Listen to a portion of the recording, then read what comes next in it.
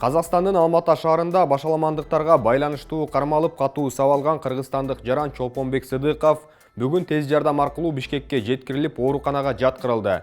Бул тууралуу Саламаттык сактоо министрлигинен билдиришти. Саламаттык сактоо министрлигинин басма-сөз катчысы Жылдыз Айгерчинова ал шаардагы 4-чү ооруканага жаткырылганын, дарыгерлер кеңешкенден кийин аны дарылоо тууралуу кошумча маалымат берилерин билдирди. Алматыда тополоңдордон улам кармалып дайыны билинбей жаткан Сыдыков 11 күндөн кийин оор абалда табылган. Анын катуу токмоктолгону, 2 буту, кабыргасы сынганы белгилүү болгон. Кыргызстандын Алматыдагы башкы консулу Назар Али Арипов ал 8 январда Бишкекке кетип баратканда Алматынын чыга беришинде кармалганын билдирген. Сыдыковдун жакындары ал эмерек орнотуучу болуп Алматыга барып келип иштеп жүргөнүн, күч кызматкерлери кармап Кошмамбет айылын көздөй алып кеткенин жазышкан. Казакстандагы соңку окуялардан улам жалпысынан 10 кыргызстандык жаран кармалган. Алардын баары бошотулду. 2 кыргыз жараны каза болду. Улуттук коопсуздук комитети президент Садыр Жапаров атайын кызматка бардык деңгээлдеги мамлекеттик кызматкерлердин жогорку билими тууралуу дипломдорун жана жарандыгын текшерүүнү тапшырганын билдирди. Анда бул жараян 24 январда башталып 3 айга созулары. Мамлекеттик мекеме, министрлик, органдарда иштегендерден сырткары жогорку кеңештин депутаттарына да тиешелүү болор айтылат. УКМК тараткан маалыматта акыркы жылдары мамлекеттик кызматкерлердин билими тууралуу жасалма дипломдор менен мамлекеттик кызматка өткөн фактылар көбөйгөнү байкалууда. Мындай фактылар коомдо активдүү талкууга айланып, мамлекеттик кызматка көлөкө түшүрүп, мамлекеттик башкаруунун бүткүл системасын дискредитациялап,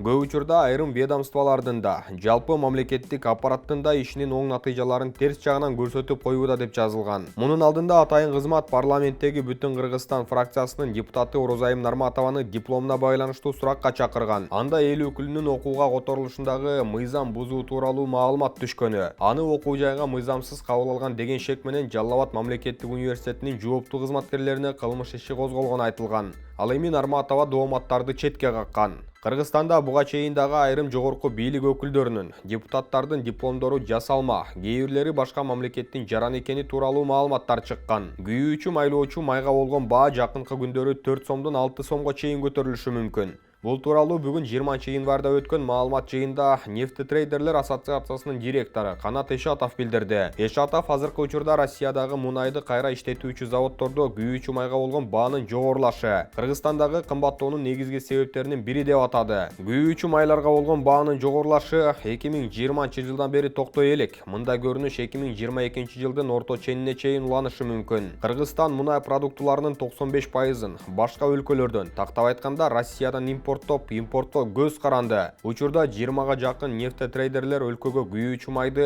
Россиянын нефтини кайра иштетүүчү заводдорунан алып келишет. Жакынкы күндөрү 4 сомдон 6 сомго чейинки баада кымбатташы күтүлөт. Мындай кырдаалга карабай Кыргызстанда күйүүчү майдын тартыштыгы жаралбайт. Ал эми баанын жогорулашы бул дүйнөлүк тенденция, деди ал.